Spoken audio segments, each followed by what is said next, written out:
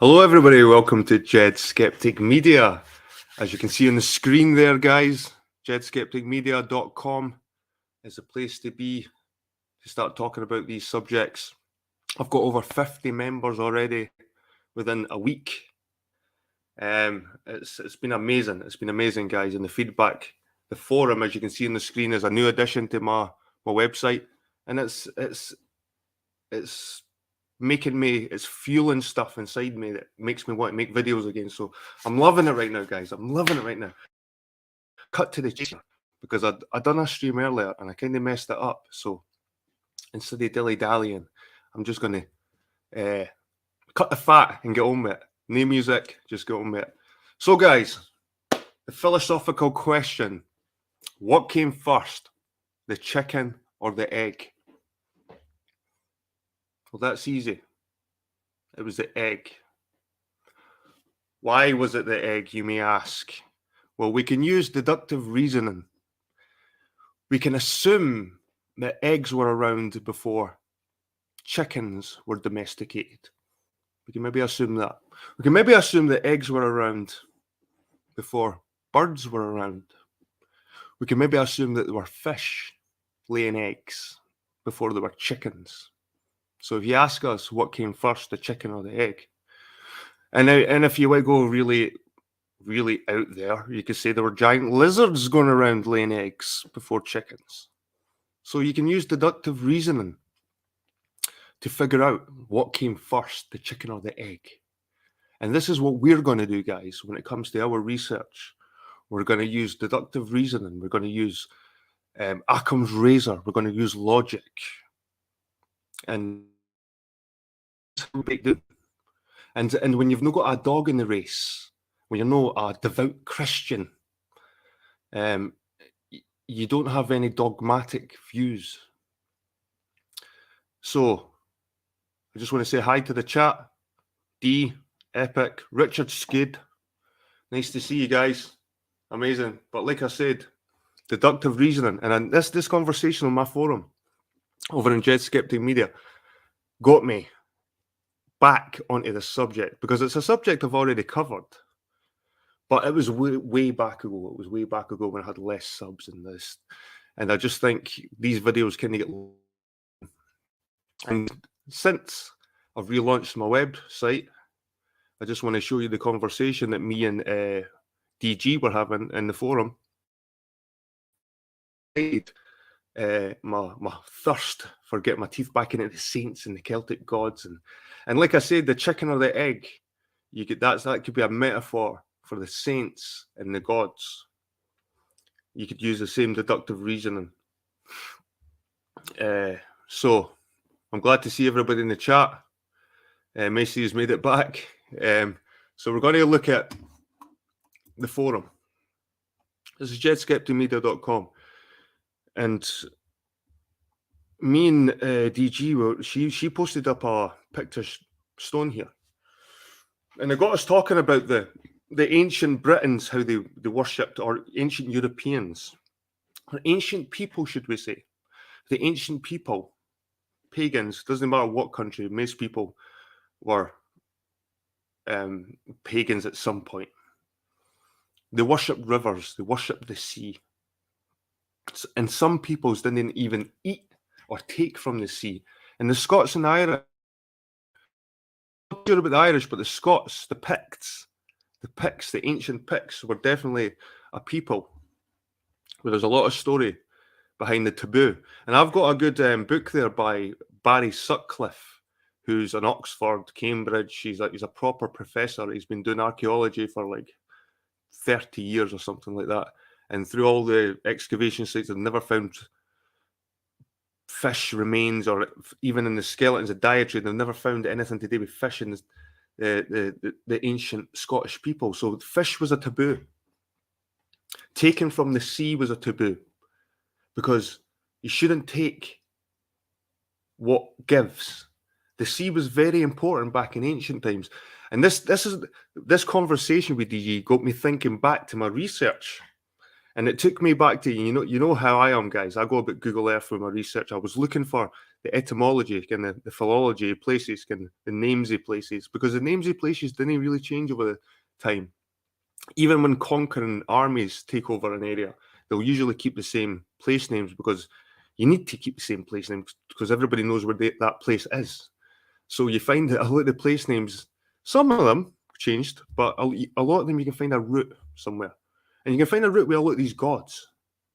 And you can find the root, the start, the cell, the seed, before it branches into this big tree bullshit. But if you, like I said, if you use deductive reasoning, you can start breaking it down a wee bit. And like I said, I'm not saying everything I say is for a fact, but this is how I go around my research. And me and DG were talking about the ancient peoples and the fish and how they venerated the sea, and it got me thinking about the research I was doing in Lewis, the Isle of Lewis in Scotland. And there's a little place right on the edge, right in the corner of Lewis. And Lewis is one of the Western Isles in Scotland. It's the furthest corner. So in ancient times, in ancient Europe, that was the corner of the world. You know what I mean? That was the edge of the known world. So Lewis, and I was looking around Lewis for evidence, and I came across lots of places with Moloch. And I found Saint Moloch or Saint Moloch in a church in Lewis. And it got me thinking, what, Saint Moloch? Moloch, and then Baal. Now, a lot of the places are named Baal.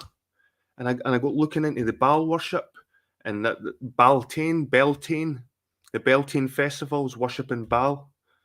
And you realise that this word Baal and Bel, its root is in the Gaelic language, is in the British language. So if the root's there in the British language, it must have begun here to some extent. These characters must have had their roots here to some degree, or very early roots of it to some degree. But we're looking at Saint Moloch and the Saint Moloch Church, this strange little church on Lewis. It had a ceremony that was still followed up to like the 1800s, where every person in the village would get half a cup of ale. No, they would get some wheat, and then they'd donate the wheat, and they'd make ale out of the wheat. And then the ale would be poured in the sea, and they go into the sea, chest high, pour the ale in the sea and say, and I'm going to show you some articles, guys, that explains it better than I am right now, but the point was that this sea god was called Shaunny. And apparently the act of walking into the water and the sacrifice is all connected to Saint John the Baptist, or John the Baptist. So John, Sean, because Shaunny is Johnny, Sean is John. The old Gaelic languages never had the letter J.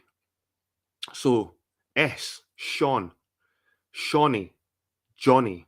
And then it got me thinking, Sean, like are even the names, even Sean, all you need to do is remove the N at the end of Sean, and you've got C. So you can see the root is there. That's Shawnee. The root C is in Shawnee, the sea god. He's a sea god. Shawnee is a Celtic sea god that they sacrifice to get seaweed in return. But if you look at the actual word and start breaking it down, you can see that Ocean, and C, Sean, and take away the N, you've got C there. So you can see where the names of these places probably stemmed. And it's crazy when you start looking at it, it creates like a sort of tumble, kind of, you're just rolling and you start collecting, you're collecting more, you're snowball. It's like a snowball effect. And it made me realize that a lot of these saints that you get going around, and there's stories about St. Patrick, St. Andrew, St. David, St. George, and all these saints around Britain doing these great things, establishing all these churches and doing all these great things to spread the word, the gospel, and all this stuff. And then when you really look at it, these saints didn't exist.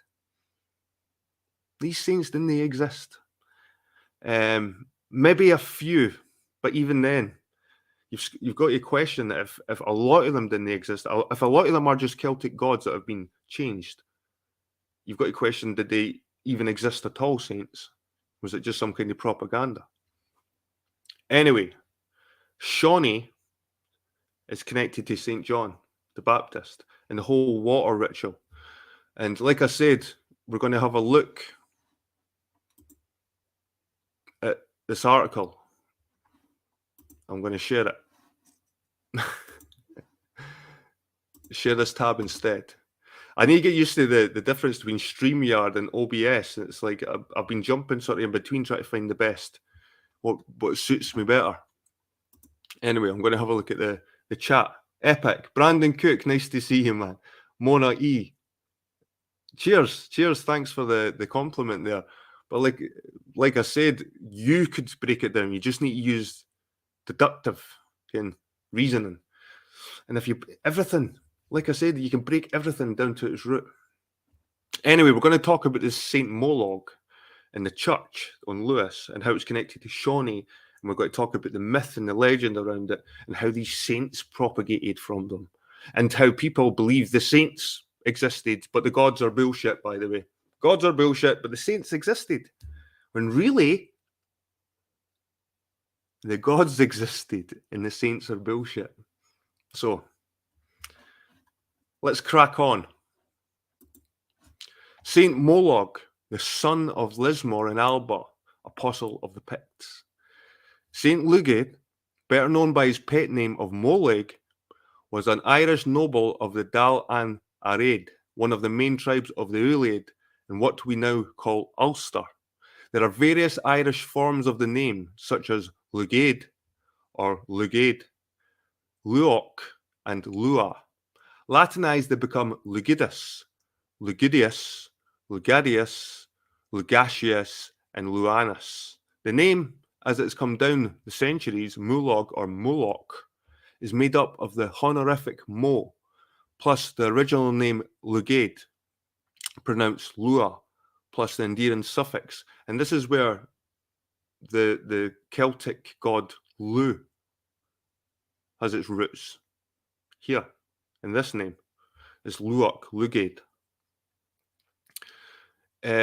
Other variants include Lugdak, Malu, Molon-Akas, Moloch, or Molokos. Saint Molog, the founder of over 100 monasteries. Saint Molog, who founded over 100 monasteries. How did they achieve that in ancient times? In their lifetimes or whatever. Like I said, these saints never established these churches. What these churches were areas. The churches weren't even there at the time. It was probably areas close to the sea or close to a river or close to somewhere sacred, an area where they worshipped a certain god. The Christians planted their church in that area and adopted their god and changed the god to some kind of saint. And now we're talking about the saints like they were real and they established abbeys. No, the god established the abbeys.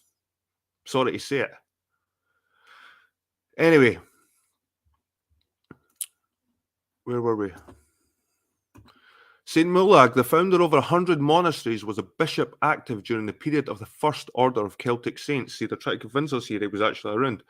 And known as the Clear and Brilliant, the son of Lismore and Alba. And it's funny because these Celtic gods are known as shining lights, sun, Lord, especially Lu, and we'll get into it anyway. The First Order were the most highly shining like the sun. This is a clear reference to his membership of the First Order. Now, this is his clear reference to the sky, the sun, shining like the sun.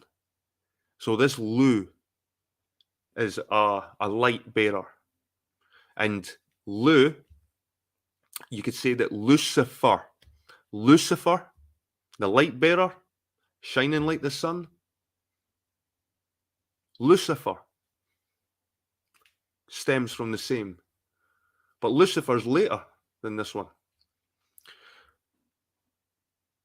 The First Order were the most holy, shining like the sun. This is a clear reference to his membership. Oh, so that's so clear, right? St. Mulag was born between 500 and 520. We know that he was a bishop in about 552 and that he ordained St. Comgall, his close kinsman, Initially as a deacon, then as a priest, Mulag persuaded St. Congal to found Bangor Abbey in modern day Ulster. See, they've got all these stories for them. Having helped St. Congal set up his abbey, perhaps the greatest of all abbeys of its time, he took the road of red martyrdom and left with 12. See, this number pops up quite a lot, guys. 12, the sun, 12, the zodiac, constellations, 12. It's, you start seeing it when you stop taking everything literal and start using metaphors and analogies. If you do that, you can start seeing this on a deeper level. Right, so he left red martyrdom, 12 followers to lead the life of a missionary. In 562, he founded his great community on the large island of the Linn of Lorn. And it's funny because I've been to loads of places recently down the borders with Linn. And DG, who's on my website, she's quite a believer in the lines, the ley lines. And she reckons that these ley lines are connected to Linn. I think, if I'm understanding it right. Argyll, now called the Isle of Lismore, or Leos More in ancient Gaelic for Great Monastery. This had been the sacred island for the Western Picts, whose capital was at Berigonium, across the water at Bender Loch. Their kings were cremated on the ancient man-made burial mound of Knock Angel, Gaelic for Hill of Fire, at Bakul, Bakul, about 3 miles from the north of the island, near the site of that St. Molag chose for his first centre. So St. Molag, this real guy, chose this centre. Lismore was the most important religious spot to the pagan kings of the area. It was therefore the most desirable site for a missionary. The Lismore Abbey lands were once very extensive and included the ancient parish of Lismore, which embraced Appin, the Abbey lands, Aileen Mund and Kinger Loch, and Movern districts. It was not until 1891 that the Boundary Commission transferred to Kinger Loch and Movern part of the parish of Lismore to that Kilmally. The parish of Aileen Mund covered a large section of Inverness-shire, including Onnock, Mamore, and 7 merklands and a half of the lands of Glenevis. Appin literally means the jurisdiction of, and hence territory owned or ruled by, an abb or abbot, chief dignitary of a monastic community. That's interesting. I don't think I've read that part of this article, and it just Appin, that word Appin, reminds me of the Alpin. Reminds me of the Alpin dynasty. St. Molag truly evangelized the Picts. From Lismore to St. Molag went on to found 2 other great centres in the land of the Picts at Rosemarkie and Mortlach. These were his 3 centres of teaching. We would now call them universities. And it is significant that all 3 were to become the seats of the Roman Catholic sees of the Isles, Ross and Aberdeen. Rosemarkie was clearly a major establishment during Abnam's time, and Curitan of Rosemarkie was one of the main supporters of the law of the innocents that was promulgated at the Synod of Birr in 697. St. Molag became the patron saint of the royal house of Lorn and was acknowledged as such by Somerled, King of Argyll and the Isles, and later Lords of Lorn and the Earls, now Dukes of Argyll. From 1544 charter, it can be seen that the Earl of Argyll, having inherited the MacDougall lordship of Lorn, refers to St. Molag as his family patron saint in honour of God Omnipotent, the Blessed Virgin, and St. Moloch, our patron.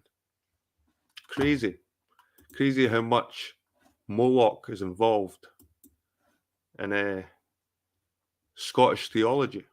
And people think Moloch, they think horn, burning, Mesopotamia. They didn't think Scotland for Moloch. They just didn't realise that these gods are hidden behind these saints. The House of the Lorn became the kings of Dalriada and eventually united the Picts to become the kings of Scots. Moloch was patron saint of the kings of Dalriada and was the apostle of the Picts, so is highly likely to have been the first patron saint of Scotland. So they reckon this was the first patron saint of Scotland, Saint Molag, even though we know he was probably the first god. He's like pagan god. We know this is a god. We know Moloch is a god. Right. Saint Molag was probably also patron saint of Rushen and the Isles of Man, and according to Lismore tradition, the whole island. This is plausible as Somerled, a supporter of Saint Molag, married Ragnhild, daughter of Olaf, king of Man. Molag was also the original dedicatee of the Manx monastery of Rushen, founded 1134. In the 12th century, the Isle of Man was united with Sodor, or the Sudreys, as the Norse called the Southern Isles of the Hebrides. In the dioceses of Sodor and Man, a very ancient inscription on a paten found at Kirkmalu, Malu is a corruption of Molag, preserves the invocation of the patron saint, Saint Molag, ora pro nobis. Saint Molag, pray for us. Malu is the largest parish in Rushen and includes Castletown, the ancient capital of the island. By the time of his death in 592, 5 years before St. Augustine arrives at Canterbury, he had founded over 120 monasteries and converted the Picts of Alba, Saints Molag and Comgall, together with their famous disciples, which included Mel Ruba of Applecross, Saint Miran, first abbot of Paisley, Mulag's kinsman Saint Catan of Kingarth on Bute, and Catan's nephew Saint Blan, and had a major influence on the spread of Christianity in northern Britain. And guys, all these saints that he's connected to, if you probably dig into them, you'll probably find they were local gods as well. Saint Mirren and Saint Blan, and these saints, you didn't read, you didn't walk up to churches. It's always Saint Michael or Saint Peter or one of these. You never seen Saint Molag or Moloch or any of these other ones, Mael Ruba or Comgall or Saint Catan. You didn't see these saints around Scotland. These churches established 120 monasteries. Whereabout? I've been to 120 bloody churches, and I've never seen a Saint Moloch.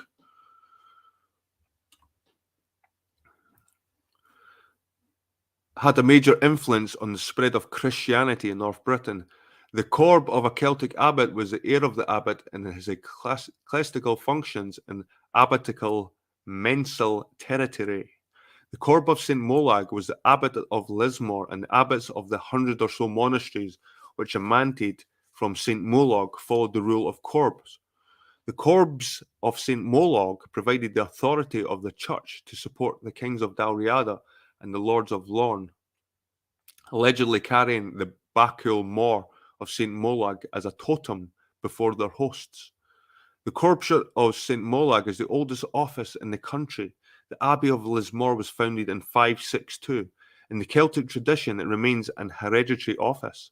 The Church of St. Molag, although never daughter of Rome, is an unreformed church of great antiquity and predates the East-West schism of the 12th century. It was in communion with Rome and the Orthodox churches at its foundation, and that communion continues to this day. The picture at the top page is a stained glass window in the Cathedral Church of St. Molag, his crozier, the Bacul Mor, and his bell shrine. And it's funny how the bell is quite important to religion. And here's the stick. The crozier almost looks like a serpent. So I'm going to have a wee quick look at StreamYard and I'll jump to the next article. How you doing, D? Mulag, Merlin, possibly, D. There might be connections there, because what the connection with Merlin is the fact that Merlin was killed by Saint Mungo while he was converted. Merlin was a pagan who followed Celtic gods. Saint Mungo was a Christian, and Saint Mungo's followers there were Christians who killed Merlin. And that's almost like a metaphor. Maybe Merlin wasn't existing. Maybe Merlin represents the serpent, the snakes that were chased to Ireland, the dragon and the St. Michael's badge. Maybe Merlin represented that. Saint Mungo or Saint Kentigern represented the Christian. And that stained glass window that I've got a picture of Merlin kneeling before Saint Kentigern is almost like him looking down on the Merlin, him dominating him, just like Saint Michael dominating the dragon or Patrick dominating the snakes. It's this conversion, this push away, this rejection, this passing over. Epic says there's even some phonetic rules that Gaelic shares with the Hebrew that no Pi languages share. You probably find that there's a lot of mixing between the Indo-European languages and the Semitic, and you find that they adopt a lot of stuff from each other as well. If you go back, if we use, like we said before, deductive, if you go back far enough with the languages, because languages is just like a tree as well. There's probably one language to begin with, kind of ooga booga, but it branches out. It must have, and like I said, if you just wind down these branches, you can maybe find the root. Carthage was a mix of Phoenicians and Gauls. Right. Anyway, guys, I'm going to go back to my wee presentation here. Right. We're going to look at mysterious Britain and Ireland, mysteries, legends, and the paranormal. So this might be down your street if you're a bit more into the metaphysical and the spiritual. But it's still a lot of it is rooted in true culture, truth. This small and ancient church, St. Molag's Church, has a plethora of legends and traditions associated with it, making it one of the most important mysterious sites on the Isles of Lewis. And like I said before, we've looked into St. Molag. We're looking at the church itself and the area that the church is on. Archaeological evidence suggests that the church dates from the early 16th century, but its origins are believed to be more ancient, mainly due to the wealth of tradition and the historical importance of the church.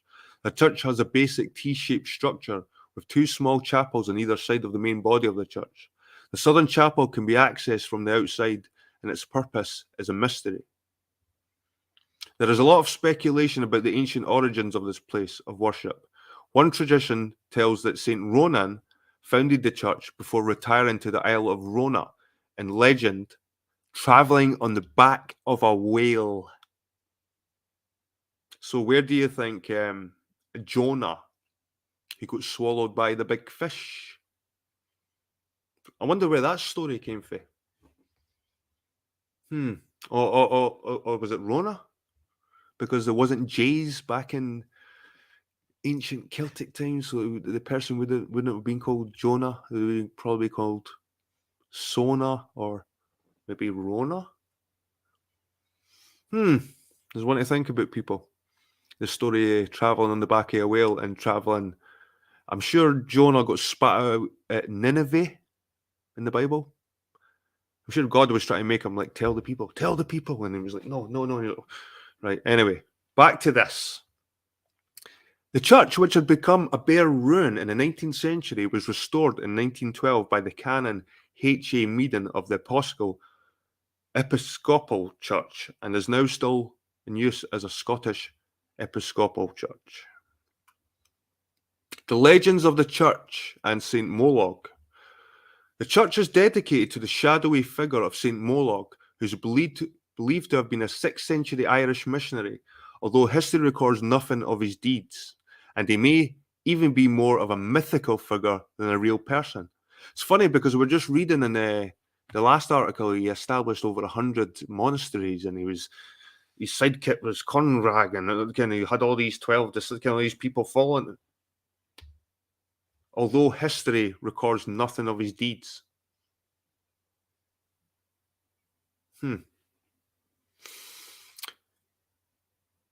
St. Molag may in fact be one of the same with the Legate of Lismore, who died in 592.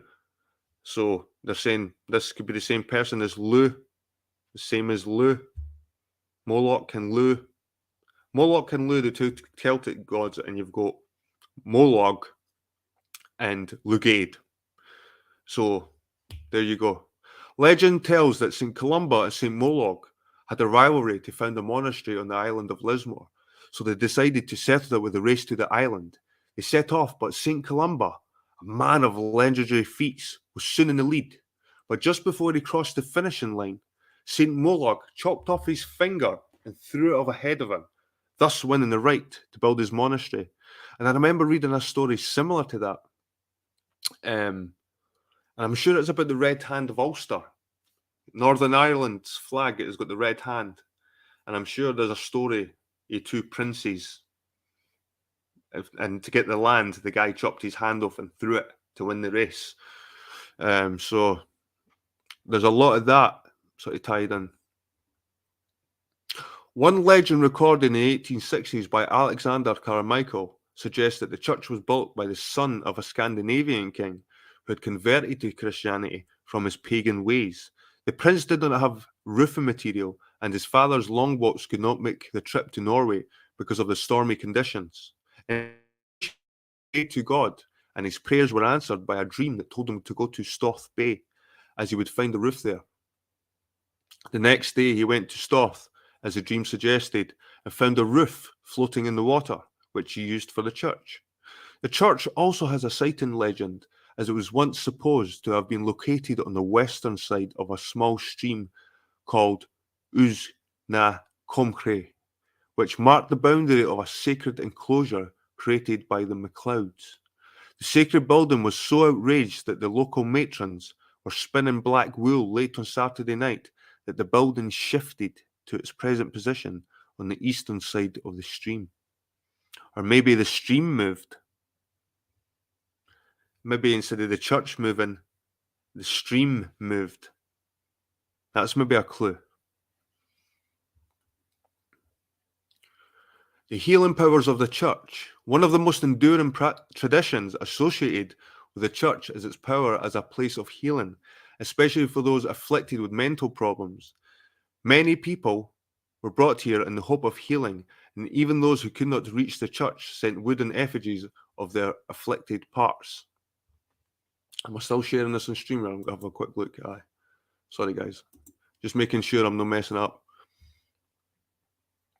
Captain Dimes, who came to Lewis in 1630, recorded that people who could not visit the church were wont to cut out the portion of their lame arms or legs in wood, with the form of their sores and wounds thereof, and send them to the saint, where I have seen them lying on the altar of the chapel. Dimes also described how the islanders met twice a year at the site for merry meeting, once at Candlemas on the 2nd of February and again at Halloween, although a local priest stopped this practice. In 1862, Arthur Mitchell, who was a lunacy inspector for Scotland, recorded the following. Lunatics are brought from many parts of the northwest of Scotland to this ruin. One man who had been taken there, and whom I saw, had the good fortune to sleep and was cured. He afterwards married and had a family. 7 years ago, he again became insane, and I found him labouring under dementia. The Reverend Malcolm MacPhail, who was in Portness in his youth, also recorded this practice in the 1890s, describing the church's fame as a place for curing insanity, and that he knew of people who had been cured of insanity by sleeping within the confines of the church walls. The afflicted person was taken to the temple at dusk and made to walk around the temple 7 times, sunwise, decile, and to drink water from the holy well of the team pool. And that word team pool, guys, is temple. That's where the word temple comes from. This team pool, temple. And was then freely besprinkled with the same water, but unless the patient slept after the treatment, there could be no cure. I was slightly acquainted 35 years ago with the individual in question. He was then quite sane, and as far as I know, was so ever afterwards. The well that was used in the ceremony is most likely to be Tobar Ronaine, which is situated by the road at Europe It is interesting to note that the container for the water used in the ceremony was in the custody of a family who were descendants of the clerks of the temple, suggesting a long tradition passed down a family line. The church was still used for lunacy cures as late as the 19th century, when it was a roofless ruin. So that's interesting that Lewis is called Europe, and it's like it goes way back to when Western Europe was seen as probably the beginnings of Europe. So here we go, guys. We've got the Shoney. So Shaunny, the god of the sea, a pagan survival. Perhaps one of the most interesting stories and traditions associated with the church is his links with the god of the sea. If true, the origins of this ceremony may be very old indeed, and may be a lost link with the practices of the pre-Christian islanders. Martin, 1695, described the ceremony in one of the earliest written accounts of the church customs. The inhabitants of this island had an ancient custom to sacrifice to a sea god called Shoney at Hallowtide. The inhabitants came round to the church of St. Mulvey. Every family furnished a peck of malt, and this was brewed into ale. One of the number was picked out to wade into the sea up to their middle, and carrying a cup of ale in his hand, standing still in that posture, cried out with a loud voice, saying, "Shaunny, I give you this cup of ale, hoping that you'll be so kind as to send us plenty of seaweed for enriching the ground the ensuing year." And so threw the cup of ale into the sea. This was performed at night time. And then they returned to the church and proceeded to party in the fields outside the church walls. This was after a period of solemn silence within the church. The most likely location for the offering to Shoney is at Stoth Bay, which is well sheltered and relatively close to the church. So this marker here is where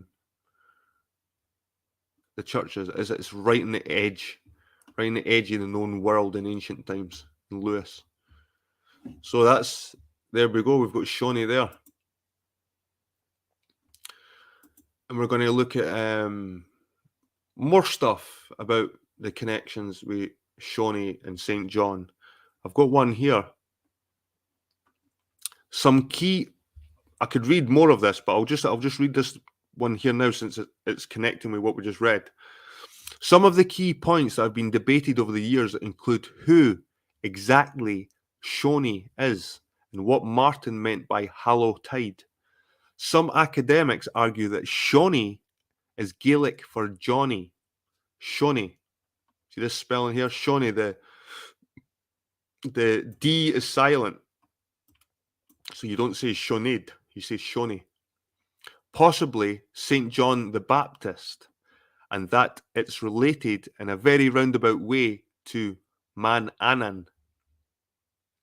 The porridge, gruel or ale, was dedicated to a god or saint called Manannan, Mantan, Banan, or Shoney, as it involved immersion, so that means it involved going in water, and was usually performed on the night of Holy Thursday in Easter week. It appears that Shoney is St. John the Baptist, having undergone gradual Christianization from Manannan, Maclair, through St. Banan. Some writers, notably Banks and Hutton, have misunderstood Martin's Hallowtide as meaning that the ceremony took place at Halloween. In one recorded instance, in Lewis MacPhail 1895, page 166, Manannan turned into St. Brendan, the navigator, Brianult instead, and the ritual took place on his feast day, 15th of May.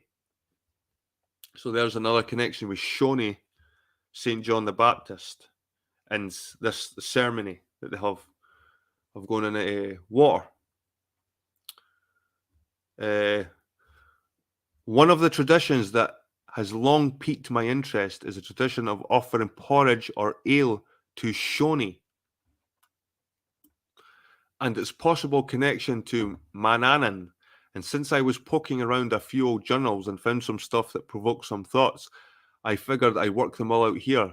The custom has been famously described by Martin Martin, who wrote about this in a description of the Western Islands of Scotland, first published in 1703. John Morrison of Braga told me that when he was a boy and going to the church of St. Malve, he observed the natives to kneel and repeat the Pater Noster at 4 miles distance from the church.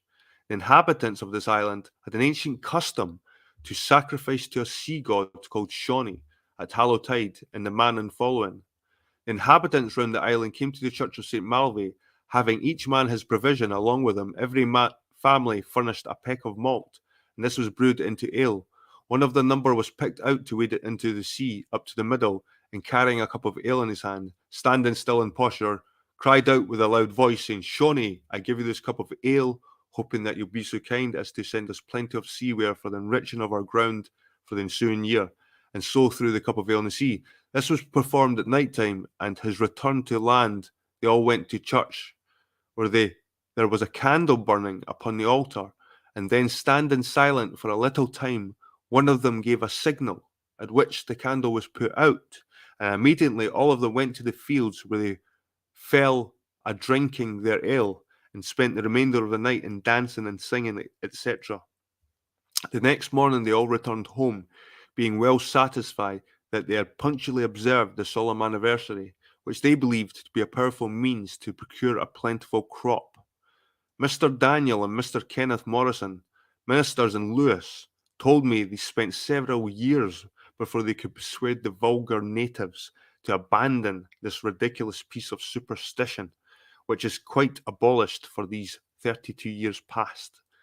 So just abandon your superstitious nonsense and come to our superstitious nonsense, and give us some money as well, some actual real money, and stuff.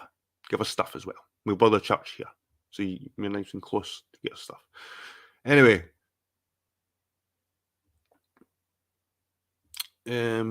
other favour a Scandinavian influence in the name. So, guys, we've got to look at every different avenue here. We can't just stick to the Gaelic. We've got to see if there's any connection with the Scandinavians, because you'd probably find that Lugh and Moloch and Baal, you probably find that the Scandinavians had the same kind of gods as well. Others favour a Scandinavian influence in the name, suggesting that Shawnee comes from the Old Norse sun, meaning an atonement, a sacrifice. So, like I said before, guys, sun, Shoney, sacrifice, the Son of God. Sun means sacrifice. Shon. As O from Norse would become O, O from Norse would become O, and a FN or fn became n. One speaks of Shorn, Shovn, of the goddesses in Edda. In any case, the word is Norse. Captain Thomas thought the word was sun, a sacrifice.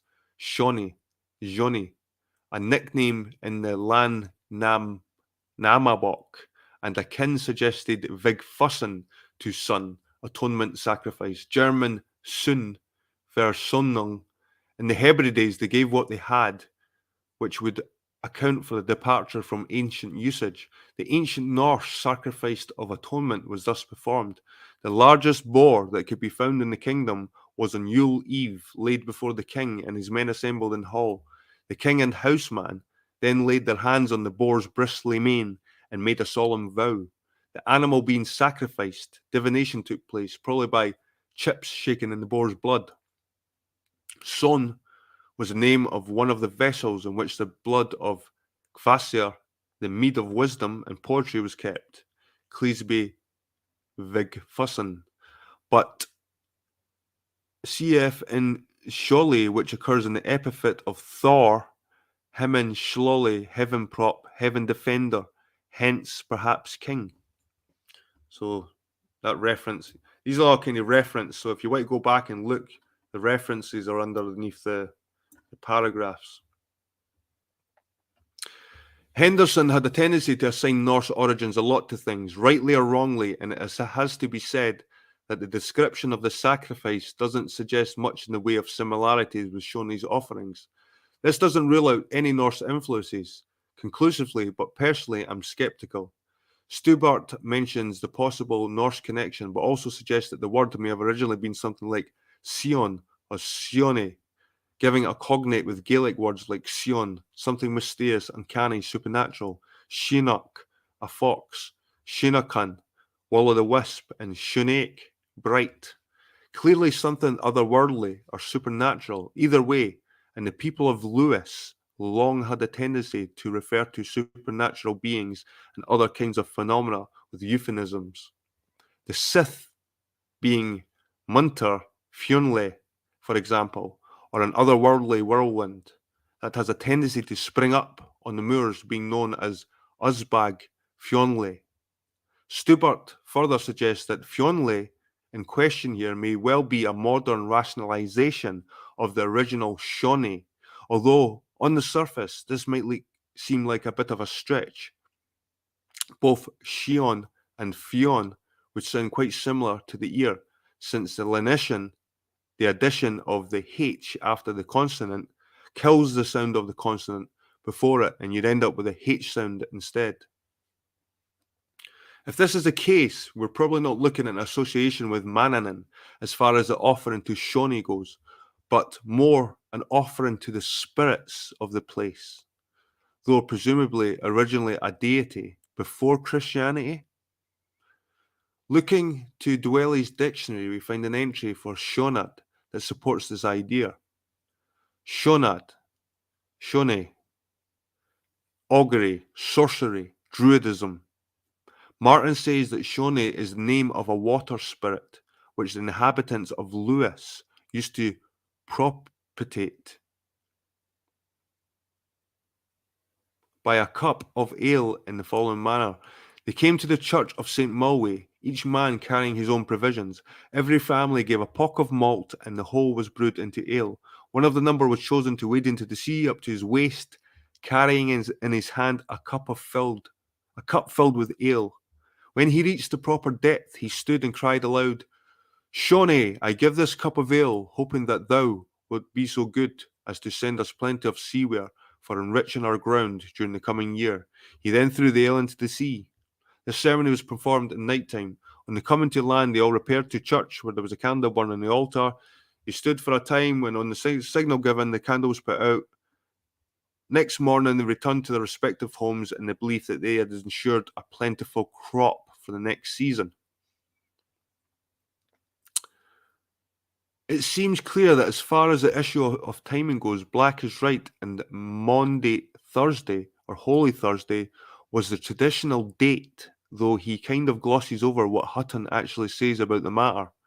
Hutton doesn't just state that it was held at Halloween, but argues that the ceremony was ended in the 1670s after a determined campaign against it by the two ministers, but it simply migrated to or resurfaced upon the midnight before Maundy Thursday at the opening of the sailing season. Hutton, The Stations of the Sun, A History of the Ritual Year in Britain, 1996. Quite why it's supposedly shifted from one part of the year to another isn't commented upon or explained by Hutton, making the claim seem less convincing. Returning to Ronald Black's commentary on the subject, after noting a possible connection with Mannanan, above he goes on to note that the R.C. MacLagan records of development of the rite, which began involving animal sacrifice. Dr. R.C. MacLagan was told of a development of the custom as practiced in Lewis C. 1800.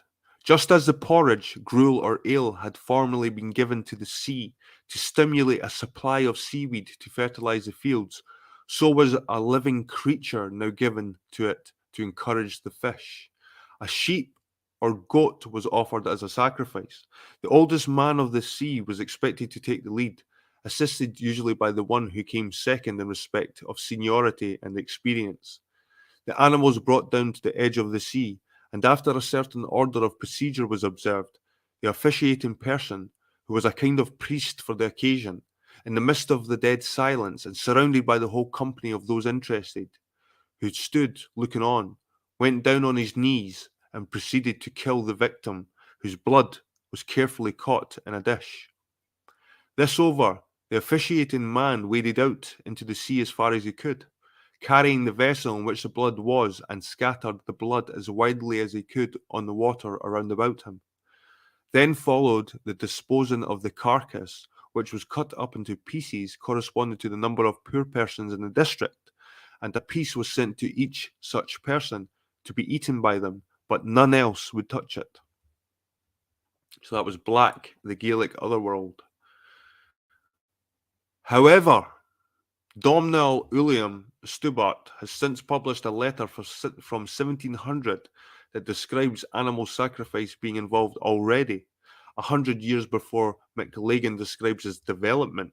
Even more interesting is that the letter was written by John Morrison, Ian McMurch Caeline, the same person who Martin says was his informant in describing the offerings to Shoney that he included in his A Description of the Western Islands of Scotland. The letter that Stubart published and provides commentary on is Ein account of some heathenish and superstitious rites used in the Isle of Lewis, given by a friend to Mr. Alan Morrison, Minister of Ness, 15th April 1700. And in it, the author lists a number of paganish customs, some of which he fears are not as yet abolished.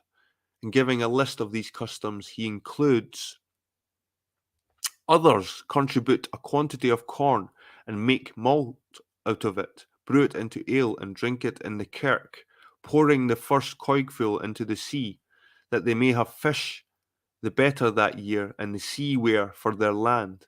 And all the town with join in his work, but now it's abolished. They call this kind of sacrificing Shion, but the etymology of that word I know not. Others killed ein heifer, or bullock, that means one, ein. Others killed one heifer, or bullock, these were cows, and threw the blood of it into the sea with certain rites and ceremonies, promising to themselves thereby the more abundance of fish and seaware to be brought ashore to them. So like you see here, it's just different accounts of the same ceremony. And why would anybody make up this ceremony that's away in the corner of Scotland on the Isle of Lewis? Again, there's no proper motivations just to make up this stuff out of thin air. It's not like it's trying to prove anything. It seems to be, I think, a proper custom that has been handed down and probably extinct now. According to Morrison, then, the sacrifice of a cow was an alternative method of doing the same thing, perhaps something that was reserved for more desperate times. In spite of the author's claims that the rite was already abolished by this time of writing, references to such efforts continued up to the 1900s, though it's not entirely clear if the descriptions are from contemporary accounts or are a recycling of Martin Martin's own description. Alexander Carmichael mentions the custom in Carmina Gadelica, saying, Maundy Thursday is called in Ust Deirdon a Brochen, Gruel Thursday, and Iona Deirdon a Brochen Moir, Great Gruel Thursday. On this day, people in maritime districts made offerings of mead, ale, or gruel to the god of the sea. As the day emerged from Wednesday to Thursday, a man walked to the waist into the sea and poured out whatever offerings he had been prepared, chanting Ade Nemara, Ku Toda an Tarun, Con Taker an Talam, Con Balkid, Dun Bed. O God of the sea, put the weed in the drawing wave to enrich the ground, to shower on us food. Those behind the offerer took up the chant and wafted it along the seashore on the midnight air, the darkness of night and the rolling of the waves making the scene weird and impressive. In 1860, the writer conversed in Iona with a middle-aged man whose father, when young, had taken part in this ceremony. In Lewis, the custom was continued till this century. It shows the tolerant spirit of the Columban Church and the tenacity of the popular belief that such a practice should have been in vogue so recently. So that was Carmichael, Carmina Gadelica, Volume 1, 1900s. Although Carmichael doesn't mention Shawnee explicitly, it's clear that he's describing the same rite as Martin and our letter-writing friend up above. Mark William favours the idea that Carmichael was drawn from Martin, and he argues that Carmichael was drawing not an oral tradition but on a text that was already 2 centuries old, and that he'd hedged with referring to a De Namara rather than explicitly naming Shoney.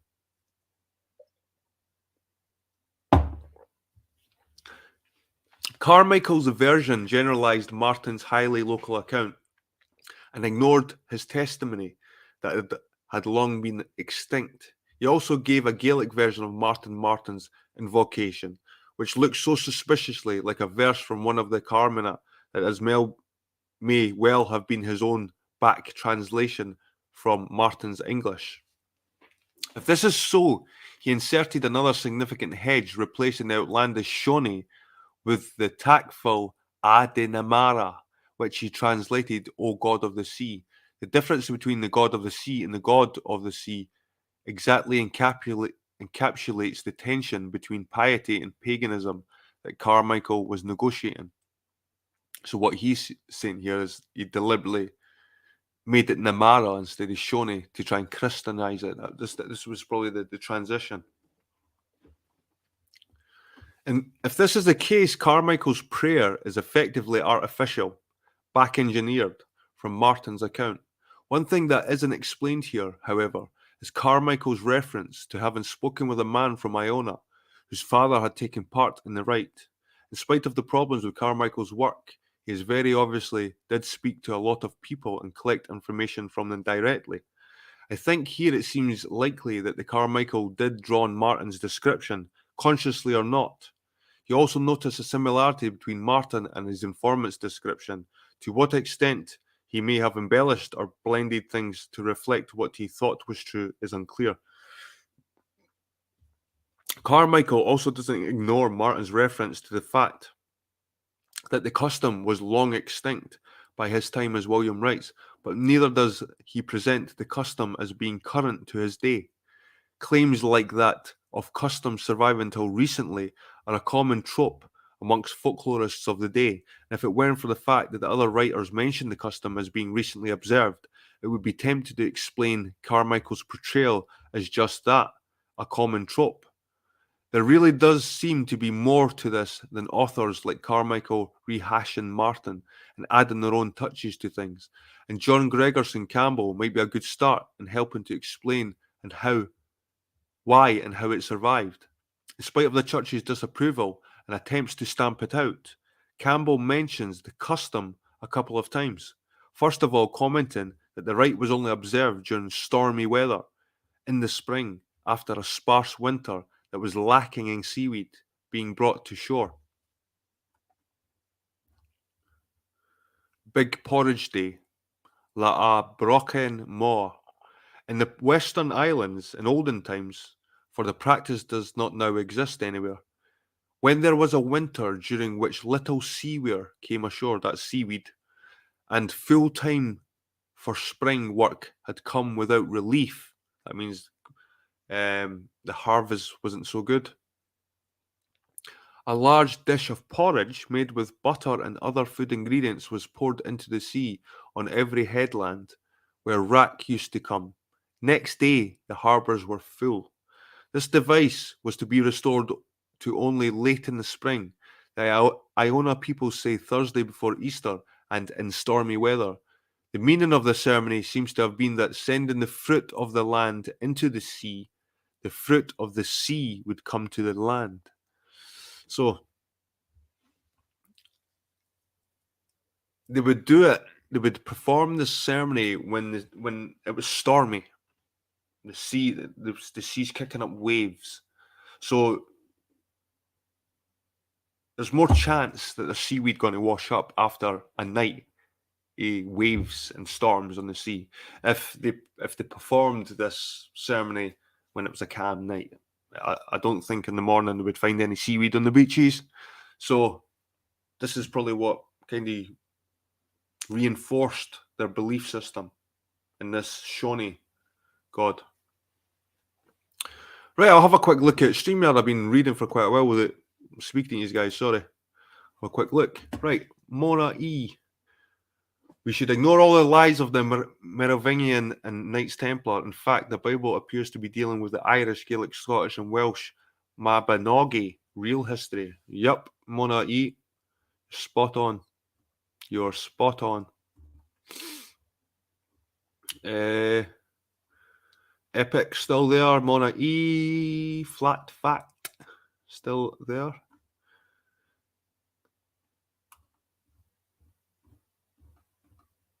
Aye, good to see you are still there and speaking away. And like I said, if it's late for any of you, don't be afraid to just hit the sack, go to your bed. You can always watch it in the morning.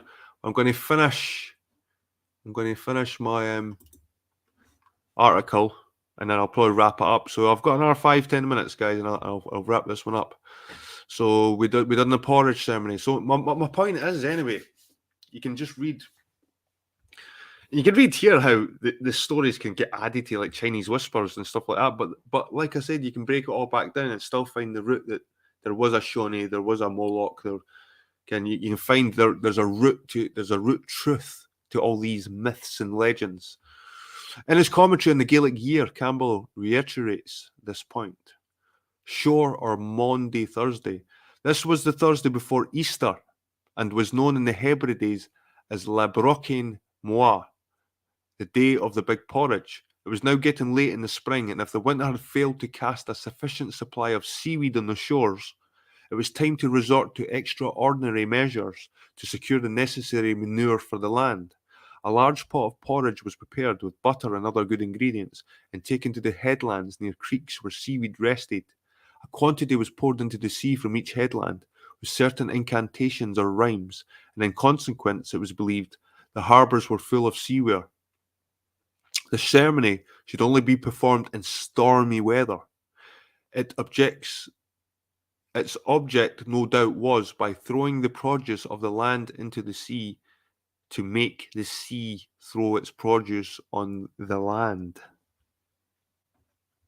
So it seems plausible that it was only done during times of need, or at least ended up that way after the church succeeded in stopping it for a time. And this could easily explain why it keeps on popping up over the centuries, having died out. As Alexander Carmichael points out, seaweed was incredibly important to the local economy in the Western Isles because it was used as manure. The people of the Western Isles are greatly dependent upon the seaweeds for manuring their lands. The soil being for the most part either peaty or sandy and containing little lime, minerals, salts, etc., is poor and infertile unless constantly refreshed by seaweed, which, though rather poor in quality, is available in large quantity. Seaweed is detached by the action of storms and thrown upon the shores by the prevailing westerly winds. The scarcity of seaweed caused by a prolonged calm period is a serious matter. The people watch and hope and pray for the coming of seaweed and are anxious at the prospect of impending famine. When the seaweed comes, they rejoice and sing hymns of praise to the gracious God of the sea, who has heard the prayers, who we know now is Shoney. This is something that Carmichael had previously written about in his Grazing and Agrestic Customs of the Outer Hebrides, 1884, which he produced for the Crofter Royal Commission. It's pretty clear that without the seaweed, things could get pretty dire. Old ways die hard, and tried and tested tradition are easy to fall back on when the stakes are raised. Returning to Carmina Gadelica, Carmichael goes on to give an example of a prayer or hymn that celebrates the arrival of the seaweed and then follows it with an ortha femen, prayer for seaweed. What's interesting about this prayer, published in volume 4 of the Carmina, which came out posthumously in 1941 and well after John Gregerson Campbell had died as well, is that the first two lines of it echo almost exactly the last line of Campbell's about throwing the produce of the land into the sea to make the sea throw its produce on the land. The author goes, Torad mara gutir, Torad tir gumir, Niak nak din na ia, Krian gambia kud.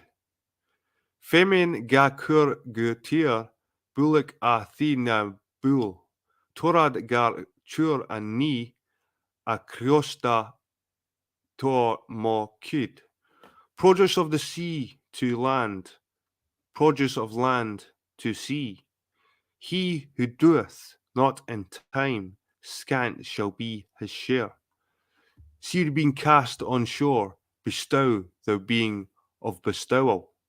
Produce being brought to wealth, fruitfulness being caused in kin. O Christ, grant me my share. The similarities here make me wonder if Campbell was independently aware of the pair himself and was referencing it consciously or not. But still, Campbell doesn't mention Shawnee, and Carmichael uses the term God of the Sea on more than one occasion, which gives a clear hint that he was well aware of something going on, but for whatever reason didn't go into details. So far, though, we only have black speculation on Manannan's connection with the custom. Both Carmichael and John Gregerson Campbell make clear references to Manannan in other prayers. So clearly they weren't shy of mentioning him or other figures they may have seen as pagan. The fact they didn't make a connection with him in relation to the offering to Shoney or mention Shoney either suggests that they weren't aware of anything like that, not that they didn't want to say. Looking elsewhere, we find a key piece of information that might help to explain what's going on here. Alexander McBain gives us a tidbit after rehashing Martin's description of the offerings to Shoney. This superstition is but lately dead, though the sacrifice had been repressed, for they proceeded in spring to the end of a long reef and invoked Branul to send a strong north wind to drive plenty seaware ashore. So there's that Branul. This is presumably corroborated by the source that Black references above, an article I can't access, which links Brendan the Navigator with Manannan and was apparently observed on the 15th of May. Either way, it seems clear that the custom continued as it did. It continued under a slightly different guise. This goes a long way to explain why it's so difficult to pin down just who we're dealing with here. So are we looking at Manannan in one form or another, or some kind of local spirit, or what? Following up the references that Black gives in his notes relation to all this, the ones I can access, I found an explicit reference to Manannan being connected to the custom from Ogun Mac Afi in his Am Mis Nam Bodak. But he doesn't say where his information comes from. The comparatively late date of publication here doesn't help to inspire confidence. Poking around elsewhere, however, brought up an intriguing piece of commentary from Malcolm McPhail that adds a slightly more convincing link. Assuming Black's equation between Manannan and Bannan, Manton is correct. Light cure, sowing porridge, otherwise light Manton, Manton's porridge, was porridge made of ulag meal and made once a year only of what remained over after sowing of the grain that had been prepared and set apart for seed corn. Thick porridge was made of this ulag meal. The thicker and richer the porridge, the heavier and richer would be the crops in harvest. This custom came down almost to her own times, embodied in the following rhyme. La light maintain la usfia birth en chorus and krukan se made crom chirth. The day of Manton's porridge, the best day of all, kettle crook and crooked stick shaken like to fall. Ulag was grain expeditiously dried for the quern, either in a pot over the fire or by red hot stone that was being kept perpetually rolling among the grain in a tub. The operator preserved his hands from being injured by the hot stone by keeping both his hands full of grain as he rapidly rolled the stone around. Ulag so made is this origin of the Gaelic proverb, which not many understand now. Clack fo shiel, stone under grain, or in full, tonda na clack fontesuo, turning the stone under the grain. In other words, a rolling stone gathers no moss. It doesn't say what happened with the porridge, but presumably at least some of it was given as an offering, if not all of it.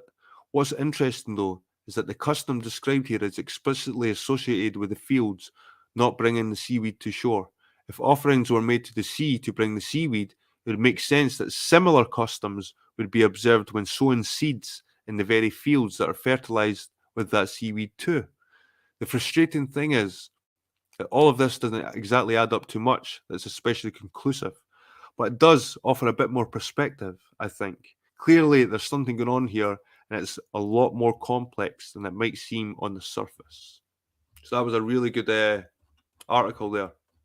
I'll leave this in the description when this is uploaded. I'll link all these in the description.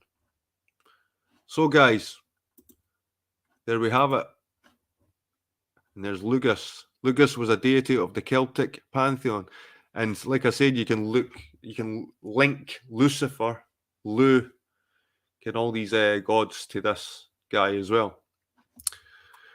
So, gods, saints, what came first? Well, obviously it was the gods. But then they try and convince us in other articles that all these saints went around preaching and teaching and building churches and monasteries. So what do you believe? What do you believe? It's all stolen history from you Gaels, stolen by the Franks and Theodosius I after 38 AD. Yep, Monoi. D is still here. He's listening in while I mess with some AI art. I have looked into that, man. The AI art stuff's weird. It's like you can type into some AI some descriptions and it'll build a picture for you. That we didn't even need artists anymore. It's crazy. So, guys,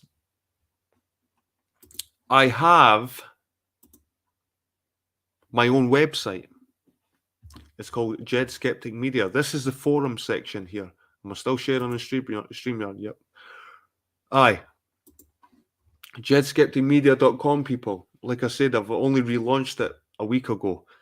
50 people already. It's the response. Here we go. Like, it's been some good feedback. There's been something there every day to think about in the forum. Got some bits of research. And what I do, guys, I do some research about an area, and then sometimes I'll even visit it. Or I'll be doing some research. The area will come up in the research. Oh, this place. And if it's not too far away and it's possible for me to get there, I could be there within the week. So I follow up my reading, my research, my literature with the actual locational visits. And like I said, I've really put a lot in it. Even over the past year, I put a lot in these visits. I put a lot of these live streams. And with the community I've built it up in my YouTube, I just want to be able to bring that together and get everybody speaking and sharing stuff on a forum on my own website, just in case something even happens to YouTube or whatever. I could still do my live streams and post it on my website if YouTube suddenly got bought over by Elon Musk or some idiot like that. Anyway, guys, I just want to thank my 3 patrons I've now got. 3 patrons. I'm going to be like Elon Musk soon. I'm going to buy over SpaceX. 3 patrons. £2 a month, guys. You know what I mean? It is what it is. But to me, it shows thanks, and I'm so appreciative to Dawn, Sonia White, and Wolf's Hat for being my first 3 patrons. It's really good of them, and it just helps, I suppose. Kind of helps towards it. I'll put that money towards fuel or something like that. It will help definitely, and I appreciate it so much, guys. And like I said, you'll get a credit at the end of my edited videos. If I'm doing a live stream, I'll give you a shout out at the end. But if I'm actually editing a video, I'll put your name at the end if you want that. If you didn't want it, message me, and I'll keep your name from being on the credits. What do you know about the Lombards from Italy? Supposedly, I have ancestry with them. That's pretty cool. If you do have the Lombards, I know they were peoples at the top, the very top of Italy, and if you look in ancient times in Italy, like the very top, before Italy was a proper country, again there was a lot of Celtic tribes around Italy as well. But I don't know a massive deal to do with the Lombards. But it's pretty cool that you've got ancestry connected to them. And like I said, I do research all through Europe, kind of thing. But my main part in my research is Britain, Ireland, Scotland, England, Wales, sometimes France. And I'll branch maybe further if we try to go to the Holy Land with this Templars and these other stories. But like I said, the website's there, guys. jedskepticmedia.com. Doesn't cost a bolt to join. Plenty members. We're actually, like I said, I'm buzzing. It's all kicking off. Plenty members. They're all there. Nae bots, hopefully. Plenty to look at on my website, guys, as well. I'll just go through a quick before I end my stream, guys. I'll just show you if you're not aware of my website. I'll give you a quick tour. So this is my research videos. You see here if you want to know more about Halloween, Samhain, Saints. I've already made a similar video about what I'm talking about. Celts, Israelites, Know Your Rulers, Royals and Lost, Illuminati, Jews, Freemasons and secret societies. So we've got videos in there if you want to watch them. We've got articles and further reading. So we've got articles here, the origin of the Celts, hunt for the 10 lost tribes of Israel. But like I said, I'm going to be adding more and more to this. This is a brand new page, guys. I've just created this, like within a couple of hours I created this, so I didn't want to there's no that much on it, but we've got the National Library of Scotland on it. We've got Atlas of Hill Forts of Britain, and we've got Electric Scotland. See Electric Scotland, that's a brilliant website. It's got so much, he's gathered so much literature like over the years, and it's all public domain. All the literature he's gathered is mostly public domain. All this stuff I've got on my site is public domain. I'm not stealing really for anybody. The Electric Scotland is a site that shares public domain stuff. So this is all public domain, guys, if you want to have a look at that. We've got books and literature. This is one I'm going to be updating. I've just been downloading more ebooks, some PDF files, and I'm hopefully going to get a nice collection of PDFs on this site. This page, sorry. So we've got live stream adventures. And we all know about my live stream adventures, and there's 3 pages of how many is in a row? 3, 7. So we've got live stream adventures 1, we've got live stream adventures 2, we've got live stream adventures 3. Any place you want to go to that you've not seen, that you're interested in, you fancy going to Holyrood? Let's go to Holyrood. Now we're in Holyrood Palace. There you go, guys. I'm media tour guide, but that was 3 years ago. So I'm going to wish you all a good night. Thanks for letting me get this stuff off my chest. Like I said, I'm speaking on my forum on my website. Me and DG are having the conversation, and it's just springing off stuff in my head. And I just feel like that I need to reshare it because the videos I've made have been sort of lost in the archives. So it's been really good speaking to you. Epic, you're always there, man, and you've been a good loyal dude for the past 6 months, however long you've been subbed. You're always there, man. I'm just glad that I've got cool people like you around me. D as well. Mannanan is probably Mannegan in Welsh mythology. It's all stolen history. Yep. Right. Ben Cancio, thanks for turning up, man. You look like a new face. Join, share. If you've got Lombard ancestry and you've got any information that connects with the rest of Europe. Like it doesn't matter. Share it, and it might spark something. Come to my website. It's free. It doesn't cost anything to join. The Lombards were a Germanic tribe from the north. They invaded northern Italy, and the so-called Satanic bloodlines became them. They are not Italic or Etruscan. They are Germanic. So the Lombards were a Germanic people, according to Mona. Right? I'll give you all a little appearance on the screen. And I'll love yous and leave yous. Have a good night. Have a good week. And I'll probably see yous at the weekend. And check out jetskepticmedia.com, people. It's awesome. Cheers.